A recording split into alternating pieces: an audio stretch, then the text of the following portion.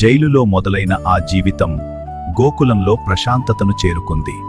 అక్కడే కృష్ణుడి బాల్యం ప్రారంభమైంది.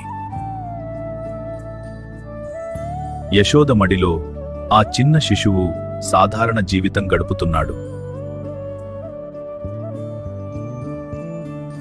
నవ్వు, ఆట, అమాయకత్వం ఈ మూడింటిలోనే కృష్ణుడు కనిపించాడు.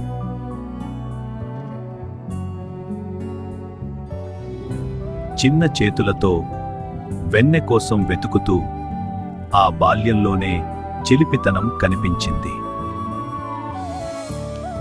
సాధారణ బాలుడిలా కనిపించిన ఆ శాంతమైన చూపులో ఒక లోతైన అర్థం దాగి ఉంది. ఈ బాల్యంలోనే కృష్ణుడి జీవితం సహజత, ఆనందం, విశ్వాసాన్ని నేర్పింది. రేపు మరో ఘట్టం.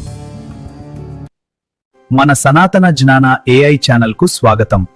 ఇలాంటి అద్భుతమైన ధర్మ కథల కోసం లైక్ చేయండి, షేర్ చేయండి, సబ్స్క్రైబ్ చేయండి.